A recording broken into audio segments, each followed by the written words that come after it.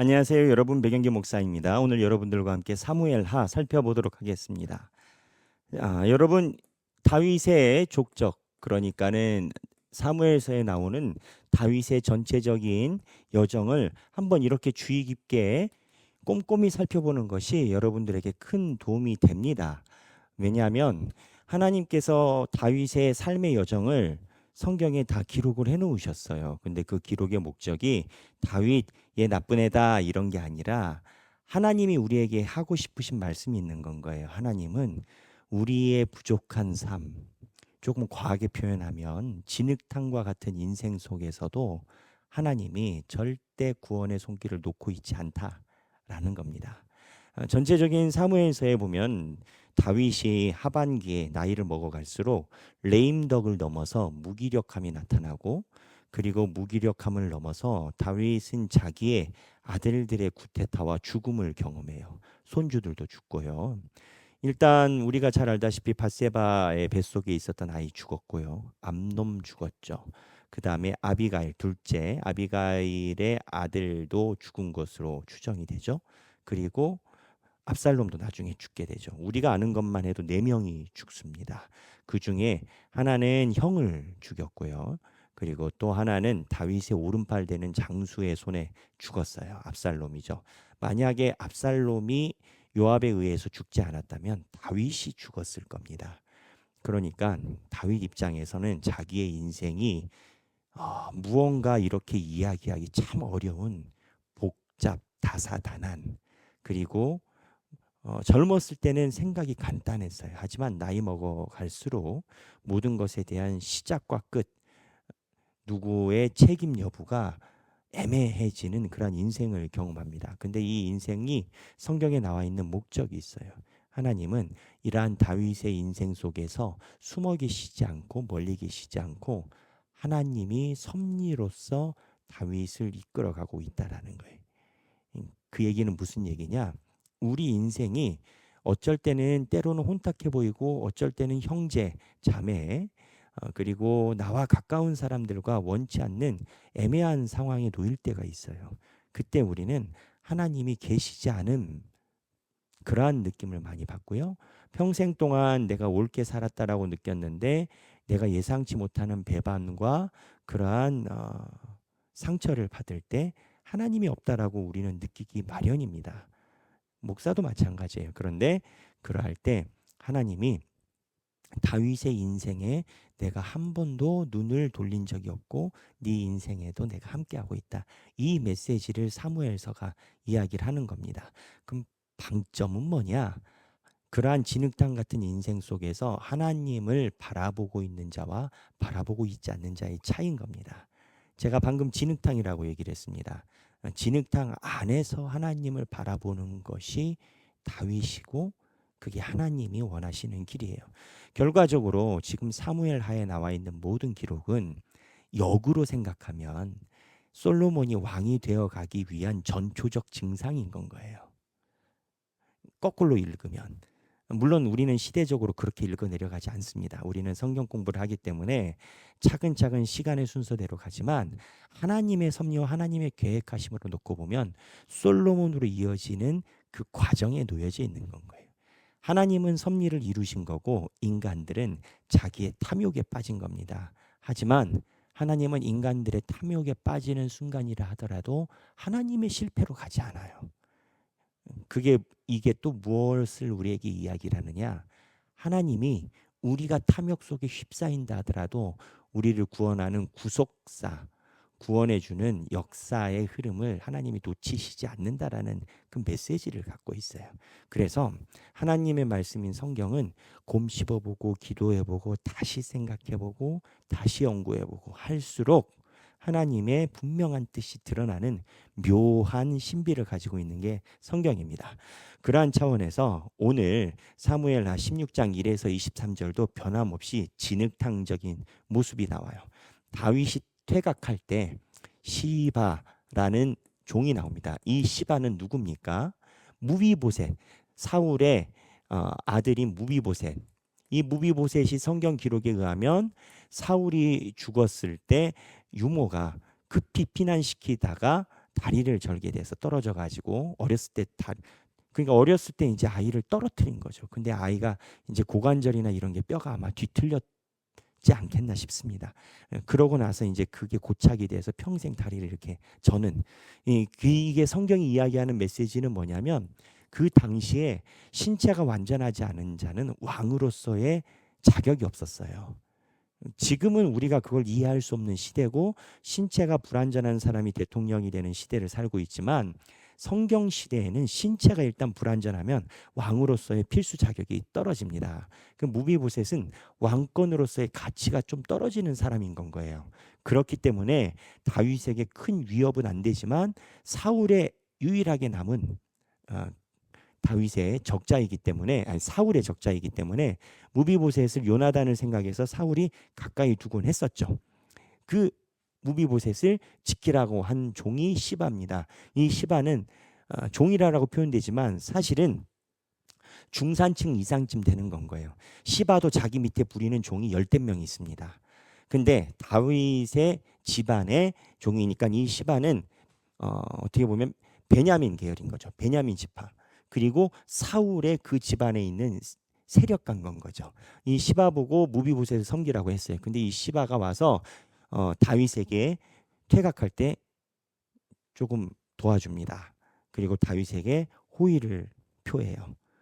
근데 이 시바가 무비보셋이 어디 갔냐 했더니 이 무비보셋이 쉽게 얘기를 해서 성경에 있는 그대로라면 3절에 그가 말하기를 이스라엘 족속이 오늘 내 아버지의 나라를 내게 돌리리라 하나이다 하는지라.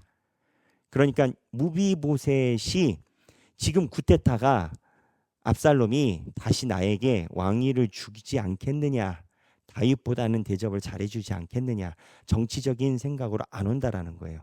이 얘기 들으면 다윗이 어떻게 되겠어요? 기분 나쁘죠. 지금까지 챙겨준 게 얼만데. 그래서 이 얘기 듣고 시바 얘기 듣고 여기에서 무비보셋의 재산을 몰수해서 시바에게 다 줍니다. 근데 나중에 결과는 어떻게 되느냐? 이게 무비보셋이 나중에 다윗을 만났을 때 그게 아니었다, 거짓말이었다라고 얘기를 해요. 근데 다윗이 이거를 모르고 반띵합니다. 반반 나눕니다. 그러면 자, 시바의 이야기가 사실일까요, 거짓일까요?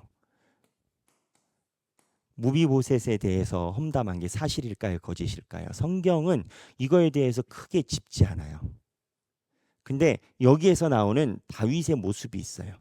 다윗은 시바의 이야기만 듣고 결정을 내립니다.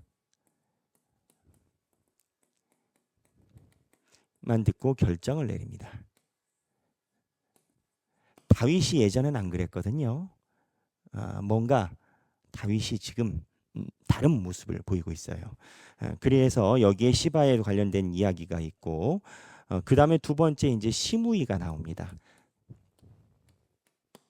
이제 퇴각하면서 시바를 만나고 시므이를 만나요. 이 시므이가 바후림이라는 곳에서 다윗을 만났다라고 합니다. 자, 바후림이 어딜까요? 지도를 보면서 이해를 하면 성경이 조금 더 재밌어요. 예루살렘에 있어요. 지금 예루살렘에서 다윗이 이렇게 빨간색으로 퇴각을 하고 있습니다. 이 예루살렘 근교에서 지금 다 이루어지고 있는 겁니다. 이 근교를 확대 해석해서 보면 이 예루살렘인데 여기에 벳메르학이라고 추정되는데 여기에서 가드 사람 이때를 만났고요. 이제 퇴각 기로에 있습니다.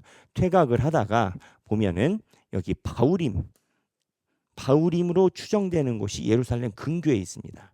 이 바후림에서 지금 시므이를 만나게 된 겁니다. 이 베냐민, 이 근처가 이제 북쪽이니까 베냐민 영역이거든요. 베냐민 영역에서 베냐민 사람 시므이를 만나게 되고 다윗은 여기에서 요단 동편에 있는 마하나임 쪽으로 지금 퇴각을 합니다. 마하나임 쪽으로 올라가서 전열을 가다듬으려고 퇴각을 하고 바후림에서 시므이를 만나는데 이 시므이란 사람이 그전에는 등장하지 않았어요. 근데 성경에 등장을 해요. 왜 등장하느냐? 다윗이 힘들 때 다윗에게 욕을 합니다. 근데 이 욕의 내용을 우리가 살펴볼 필요가 있어요. 무슨 욕을 하느냐? 이 시므이가 다윗을 저주를 하는데 저주의 명분이 나옵니다. 이 시므이는 나중에 또 등장을 해요. 이 시므이는 베냐민 사람입니다. 베냐민 쪽인데 요셉 지파라고 이야기를 하는 소위 그 지역에서 세력 있는, 지금으로 따지면 지역 국회의원 정도 되는 건 거예요. 근데 사울 쪽인 건 거예요. 이 사람이 다윗에게 이 상황에 대해서 욕을 해요. 근데 이 욕이 뭐냐? 8절에 7절부터 시므이가 저주하는 가운데 이와 같이 말하니라. 피를 흘린 자여, 사악한 자여, 가거라, 가거라. 누구? 다윗에게. 그 이유가 사울의 족속의 모든 피를 여호와께서 내게 돌리셨다. 그를 이어서 내가 왕이 되었으나 여호와께서 나라를 내 아들 압살롬의 손에 넘기셨다. 보라, 너는 피를 흘린 자이므로 화를 자초하였느니라 하는지라. 이게 무엇을 의미하는지 아십니까, 여러분? 사울 계파의 인식이에요. 사울 쪽 계파는요, 다윗에 대해서 다윗이 결국은 사울의 집안을 엎어버린 반역자라고 보고 있는 겁니다. 사울 계파는 이 인식을 계속 가지고 있어요. 그런 측면에서 미갈이, 사울의 딸 미갈이 있죠. 미갈이 다윗이 예루살렘 성을 수축하고 예루살렘 성에다가 소위 힘줄 때, 법궤에 갖고 오고 춤출 때, 그때 사울 계파인 미갈이 다윗을 힐난합니다. 그래서 많은 구약학자들은 미갈이 다윗의 옷이 벗겨졌다를 단순히 예배적 차원에서 비판한 게 아니라 우리 아버지는 너처럼 안 했다라는 거예요. 우리 아버지는 아무리 왕이어도 하나님의 법궤와 수도를 바꿔서 자기의 왕권을 공고하기 위해 정치적으로 그렇게 한 적은 없다라는 거예요. 실제로 보면 사울은 그러지는 않았어요. 눈치를 엄청나게 봤기 때문에, 물론 그럴 성향을 가진 사람도 아닙니다만, 어쨌든 사울은 인간들의 눈치를 엄청나게 봤기 때문에 다윗처럼 이런 일을 할 수도 없는 사람이에요. 근데 이러나 저러나 본인이 못하든 안 하든 사울의 계파에서 다윗을 볼 때는 이거는 변역자인 건 거예요. 이거는 변질자인 건 거예요.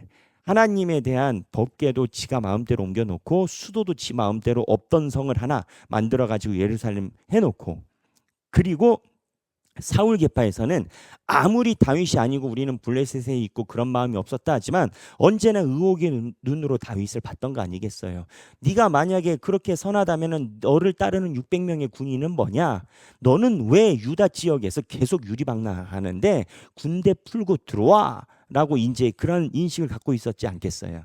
다윗이 계산법에 따라서는 한 10년에서 15년 정도를 광야에서 유리방랑한 것으로 봅니다. 600명과 함께. 그러면 사울 쪽 계파에서는 이게 한두 해도 아니고 너는 10년 가까이 그렇게 군대 끌고 다녔는데, 그래, 나라에 대해서 네가 야욕이 없다고? 말도 안 되는 소리 하지 마. 결국 너는 사울을 제끼려고 했었던 사람이야. 이 인식을 갖고 있는 건 거예요. 맞아요, 틀려요? 맞아요, 틀려요? 맞아요. 사울의 인식으로는 맞아요. 근데 그들이 모르는 게 있어요. 다윗은 하나님의 기름 부음에 따라서, 하나님의 섭리에 따라서 삶을 살아간 거지 사울처럼 운명을 창조하려고 한 건 아니었다라는 거예요. 그들이 모르는 건 하나님의 뜻인 건 거예요. 근데 여하튼 하나님의 뜻을 제외하고 나머지를 봤을 때는 사울 쪽 입장에서는 그러하다라는 거예요. 그러니까 압살롬의 구테타를 사울 쪽 계파에서는 하나님의 징벌로 보는 거예요. 너 그러더니 사울 제끼더니 아니라고 하지만 네가 왕이 됐잖아. 아니라고 하지만 네가 결국 하고 싶은 대로 했잖아. 하나님이 살아계시다. 너 벌 받았다. 이런 건 거예요. 여러분, 이게 인식이라는 게 어마어마한 건 겁니다. 그럼 성경은 뭐라고 이야기를 해요? 자, 우리가 보고 있지만 사무엘서는 이 시므이를 옳다라고 이야기하지 않아요. 나중에 이 시므이는요, 솔로몬에 의해서 죽습니다. 다윗이 유언으로 죽여버려요. 다윗이 솔로몬에게 시므이가 온전한 수명을 다하게 돌아가 죽게 하지 말아라고 유언을 남겨요. 다윗이 남기는 열왕기상 초반부의 유언 3개 중에 하나가 예를 치는 겁니다. 그래서 솔로몬이 이 시므이에 대해서 규정을 만들어요. 근데 그 규정을 어기니까 솔로몬이 그 규정 어긴 거를 빌미로 죽여버립니다. 편하게 죽게 놔두지 말라라는 거예요. 다윗이. 이게 시므이예요. 그러니까 저도 이제 가끔 그 생각을 해요, 여러분. 우리도 인간의 생각대로 얼마든지 생각을 할 수가 있어요. 이게요, 보는 견지에 따라서 다를 수 있는 상황인 겁니다. 근데 성경은 명확하게 얘기를 해요. 시므이 아웃이에요. 시바도 아웃이고. 차이가 뭡니까? 하나님의 뜻이에요. 하나님이 기름 부음을 어디에다 두셨느냐, 그거 하나예요. 그러니까 세상을 읽어가지고 하나님의 뜻을 알아본다라는 건 불가능 상태인 겁니다. 시므이 입장에서는 충분히 그럴 수 있었겠다라는 거예요. 하나님께 깨어있는 자만이 똑같아 보이는 상황에서 하나님의 뜻을 분별할 수 있다라는 거예요. 이거는 우리의 삶의 정황을 이야기하는 건 거예요, 여러분. 우리의 삶의 정황도요, 핑계 없는 무덤 없고요, 핑계 없는 비석 없어요. 이유 없는 사건 없고요. 저 사람들은 얘기 들으면 저 사람 얘기 맞고 이 사람 얘기 들으면 이 사람 얘기가 맞는 것 같은 게 인간의 사회예요. 어느 인간이든 자기가 살아가는 것에 이유와 명분이 없는 사람 없습니다. 근데 그게 우리의 삶의 정황인 건 거예요. 다윗이 그러면 깨끗하기만 했냐? 목사님, 다윗의 행보는 깨끗했지 않습니까? 보기에 따라 달라요. 나중에 사무엘하 하반부에 보면 사울의 아들, 우리가 모르는 리스바의 아들이 나옵니다. 근데 이 사울의 아들들을 기브온 거민들이 요구를 합니다. 사울이 자기네들에게 성경에 기록되어 있지 않은 핍박을 했고 그거에 대한 핏값을 달라고. 왜냐하면 가뭄으로 인해서 그 문제가 생기거든요. 그래서 다윗이 어떻게 하냐면 사울에 남아있는 아들, 우리가 모르는 사울의 아들들을 다 내놓고 그 기브온 거민들이 요즘 말로 표현하면 집단 린치해서 살해합니다. 그냥 공식적으로 합법적으로 사람들 앞에서 살해할 수 있도록 사울의 아들들을 내놔요. 다윗이. 그게 성경에 기록되어 있어요. 그러면 순서가 어디냐? 성사학자들은 그 사무엘 하반부에 있지만 이 압살롬 사건 전에 있었던 일로 추정합니다. 사무엘하가 여러분 제가 얘기를 드리잖아요. 사무엘서는 설교를 하기 위한 것이지 역사적인 배열이 아니라고. 그러다 보니까 어떤 부분은 앞뒤가 애매하게 보이는 부분이 있어요. 결론은 뭐냐? 사울의 지파에서 볼 때는 다윗이 사울의 지파를 다 긁어낸 겁니다. 아들들 무비보셋 옆에다 끼고 나머지 다 그러니까 이 시므이 베냐민 지파에서는 사울에 대해서 다윗에 대해서 너는 하나님의 징벌을 받았다라고 자신 있게 얘기를 하는 건 거예요. 이 얘기를 듣고 어떻게 합니까? 다윗의 용장 수르야의 아들 아비새가 가서 죽여버린다고 합니다. 근데 다윗이 못 죽이게 해요. 왜 못 죽이게 합니까? 두 가지예요. 수르야의 아들의 공의를 가장한 그들의 의분이, 그러니까 화풀이가 있어요. 얘네들은 화가 있어. 그러니까 정의라고 얘기하지만 눈에 안 보이는 것들은 제끼려는 인간적인 욕구가 있어요. 여러분 이거 우리 잘 알아야 돼요. 하나님의 뜻을 구현하는 것과 내 성깔대로 하는 건 다른 건 거예요. 다른 거예요. 그런데 이제 수르의 아들들이 언제나 그렇단 말이에요. 근데 다윗은 첫째, 지금이 이게 그럴 상황이 아니에요. 지금 퇴각하는 상황에서 눈에 보인다고 죽일 상황이 아니에요. 그리고 두 번째는 다윗의 신앙인 거예요. 다윗의 신앙이 여기서 뭐라고 나오냐면 결론은 이겁니다. 하나님께서 선택하신다라는 거예요. 그래서 여호와께서 나의 원통함을 감찰하시고 12절 저의 저주 때문에 여호와께서 내게 갚아주시리라. 다윗은 하나님만 쳐다봐요. 하나님만 쳐다봐. 그러니까 여기서 이 메시지에서 우리가 봐야 되는 내용이 많아요. 정말 이 다윗의 사무엘하에 있는 하반기는 인생의 실제적인 여정입니다. 생각하기 뭐냐면은 다윗은 그럼에도 불구하고 하나님만 바라봐요.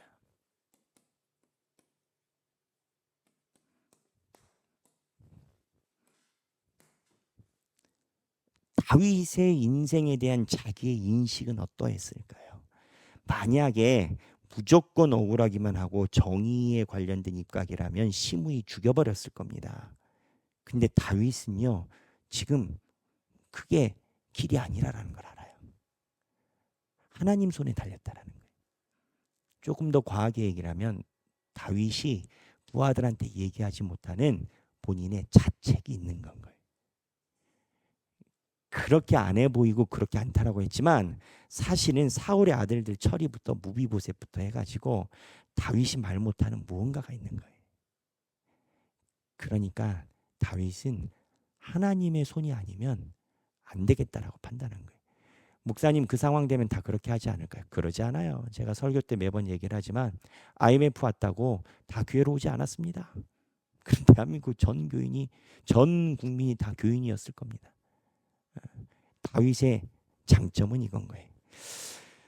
오늘 지금 시므이 관련돼서 아이도벨에 대해서 이야기를 했는데 오늘 16장 1에서부터 시므이까지 사건이니까 11절에서부터 14절까지로 고쳐야 되겠습니다. 14절까지 그 다음에도 저희가 해야 될 이야기가 많아서 16장 1에서부터 14절까지 16장 1에서부터 14절까지 이렇게 말씀 나눠보시고 필사하시고 그리고 생각하기 그럼에도 불구하고 하나님만 바라본다. 이거를 내 삶에 적용하셔서 내 삶에 빛이 보이지 않는다라고 느낄 때 그럼에도 불구하고 하나님을 바라보는 각자의 신앙 고백을 나누는 여러분들 되시길 바랍니다. 행복한 성경 읽기 되시길 바랍니다. 감사합니다.